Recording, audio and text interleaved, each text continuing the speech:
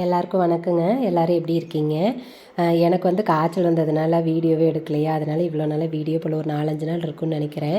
இதுவே பார்த்திங்கன்னா போன வாரம் வெள்ளிக்கிழமை எடுத்த வீடியோ தான். நான் ஆவி பிடிச்சிக்கிட்டு இருந்தேன்னா, அப்புறம் தம்பி அதை வேறு வீடியோ எடுத்து வச்சுக்கிறேம்மா, நீங்கள் பாருங்கள் எவ்வளோ கேவலமாக இருக்கிறீங்க பாருங்கள் அப்படின்னு எனக்கு காட்டுறதுக்காக வீடியோ எடுத்திருந்தானாம்மா. அப்புறம் சரி இப்போ வீடியோ இல்லை அப்படிங்கிறதுனால இதையவே போட்டலாம் அப்படின்ட்டு எடிட் பண்ணிட்டேன். இனிமேல் எடுத்த வீடியோ எடுக்கணும். ஸோ சளி பிடிச்சி காய்ச்சல் தான். ஆக்சுவலாக எனக்கு பார்த்திங்கன்னா வீசிங் இருக்குது. அதுதான் என்னுடைய பெரிய பிரச்சனையே, எனக்கு அந்த வீசிங் தான். பட் இப்போ ஓரளவுக்கு கண்ட்ரோல் பண்ணியிருக்கோம். நாங்கள் வந்து ஹோமியோபதி மெடிசன் சாப்பிட்டு இப்போ ஓரளவுக்கு நல்லாயிடுச்சு தான். ஆனால் நாங்கள் வந்து ஏசியில் இருந்தேன். நாங்கள் ஊருக்கு போயிருந்தோமா, அந்த பாஞ்சாவாரம் ஞாயிற்றுக்கிழமை ஊருக்கு போயிருந்தோம். அது என்னாச்சுன்னா அவங்க வீட்டில் ஏசி இருக்குது. எனக்கு வந்து ஏசியில் இருந்தால் ஒத்துக்காதுன்னு உண்மையாலுமே தெரியாது. நாம் இதுக்கு முன்னாடி இந்த துணி கடைக்கு போனால் ஏசியில் இருக்குமில்ல, அங்கெல்லாம் இருந்திருக்கிற காத்தாலேருந்து பொழுத வரைக்கும் கூட ஏசியில் துணி எடுக்க போயிட்டு இருந்துட்டு கூட வந்திருக்கிறோம். அப்போல்லாம் எனக்கு பெருசாக தொந்தரவே பண்ணினதில்லை. அது என்னமோ இந்த தடவை ஐயோ சாமி பட்டபாடு ஒன்றுமே முடியல. 2 நாள் நைட்டு ஃபுல்லாக ஏசியில் படுத்தாச்சு. இதில் தூங்க கூட இல்லை. நானே அவங்க மாம்புள்ளி, அதாவது எங்கள் வீட்டுக்காரரோட மாமா பொண்ணு நாயம் பேசிக்கிட்டே இருந்துட்டு ராத்திரி 2 மணி 3 மணி இப்படி தான் அந்த 2 நாளுமே. அதனால் பார்த்திங்கன்னா நல்லா ஏசியிலே இருக்கங்காட்டி கிர்றன்னு தலைக்கு ஏறிடுச்சு. வந்து சளி பிடிச்சது, அப்படியே காய்ச்சலும் வந்துருச்சு. சாமி இந்த தடவை அவ்வளோ கஷ்டம். ஏன்னா எனக்கு மோஸ்ட்லி சளியும் பிடிக்காது, காய்ச்சலும் வராது. ஆனால் இந்த தடவை படாது பாடுபட்டுட்டேனுங்க.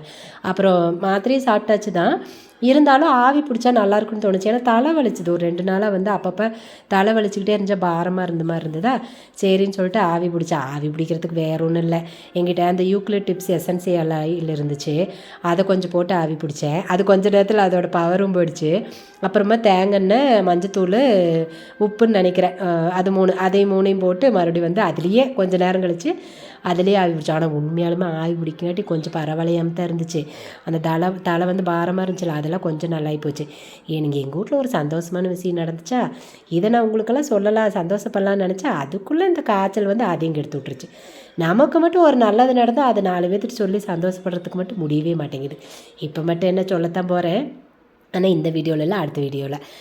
ஒரு வேளை நீங்கள் ரெகுலராக நம்மளை பார்த்துருக்கீங்க அப்படின்னா இதில் ஈஸியாக கண்டுபிடிச்சிருப்பீங்க என்ன சந்தோஷம் அப்படின்னு சொல்லிட்டு. ஒரு வேளை கண்டுபிடிச்சிருந்தீங்கன்னா கமெண்ட்டில் சொல்லுங்கள், நானும் தெரிஞ்சுக்கிறேன். அப்புறம் பார்த்திங்கன்னா நம்ம இப்போ கரெக்டாக சேனல் வந்து வீடியோ போட ஆரம்பித்து 2 மாதம் ஆச்சு. ஷோராக ஜான்வரி 26 தான் நம்ம ஸ்டார்ட் பண்ணோம். இன்றைக்கி வந்து மார்ச் 25. அப்போ 2 மாதம் ஆச்சா. நம்ம வந்து 1000 ஃபாலோவர் இதில் யூடியூப் இன்ஸ்டாவில் பார்த்தீங்கன்னா 1000 ஃபாலோவர் வந்து ரீச் பண்ணிவிட்டு உண்மையிலே எனக்கு ரொம்ப சந்தோஷமாக இருந்துச்சு.